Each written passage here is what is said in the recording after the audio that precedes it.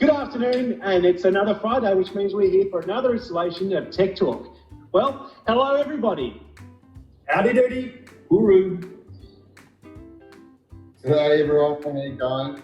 Hey guys, what are we talking about today? I believe that today we're talking about one of my favourite subjects. Okay, here we go.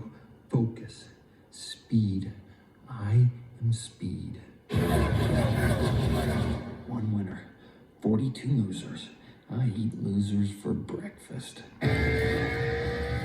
So that's what we're talking about today. One of our favourite subjects, speed. But in what context, Mike?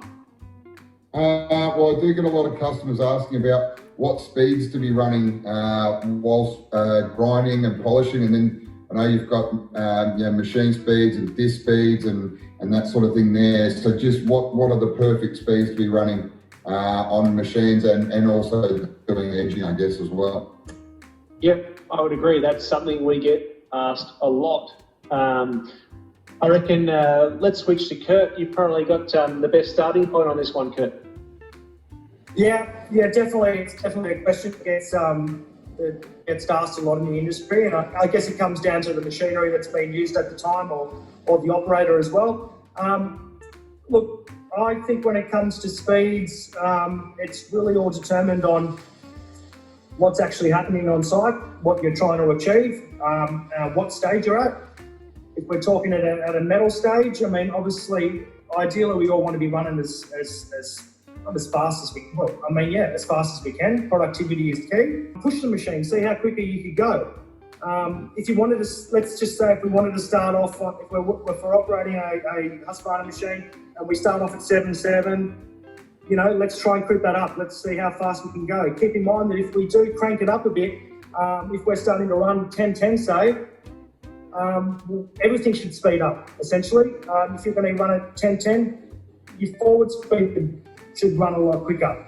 If we're in the lower stages and we're cutting through densifier, and you're removing densifier at that stage, it's a good idea sometimes to lower the planetary. So you don't want to be going through, wet densifier at high pace with and discs. You're probably better off running through densifier with a slow planetary speed, with your disc speeds up quite a bit to be able to remove that material that gets caught up in the tooling, and that needs to be adjusted by forward speed as well.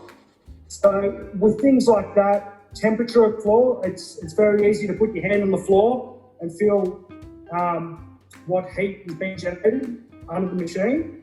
So that's going to determine how fast you can go.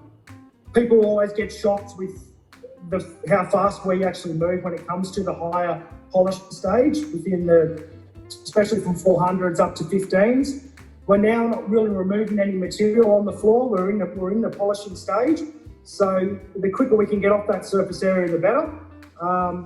And I normally say to guys that at each polishing process, if you start upping your forward speed by 30% each pass, I think that's a good gauge to go on. The great thing is with the blunt cooling, it's supposed to go fast and go through wet densifier at high speeds. Is that right? Look, I think the main point is that the question that we normally get asked is, where do I start? What's the speed for this? What speed should I be running? And I think the main thing is that, most of those tools that we develop are developed for high performance, high speeds of production. So we can confidently say pretty much any tool that you put under a machine, under a Husqvarna or a machine, is going to be 7.7, is going to be a comfortable starting parameter. And from there on, we just continue to bring up the speed until we start to see some of a performance drop, and then we pull it back a little bit so that we're keeping temperature under control. But that can sometimes be influenced by the speed at which we're moving into new or fresh texture. Okay, because when we're moving into that fresh texture, the tool's doing what it's supposed to be, so therefore it also runs at a cooler temperature as a result. So that's the other side to it, I think. And going too slow, can that actually, if you are moving too slow, can that have a negative effect, or But moving too slow, so in particular your wheel speed being too slow, would mean that a tool would sit on the same spot for an extended period of time, which means it's not being exposed to any new rougher texture, and that lack of texture is going to have an impact on the performance of the tool. So it'll slow down the performance because there's no abrasion there, there's no texture, and that will generate more heat in the tool, and as a result, it will actually stop cutting or stop polishing, which means it will lose speed, which means we'll generate more temperature, and we actually start to lose performance. We're actually better off going fast and moving into fresh texture to keep that speed up. So Josh, basically what you're saying is, if I go 4-on-4 and a 2-wheel speed, I could go 8-and-8 and a 4-wheel speed. Is that kind of what you're saying?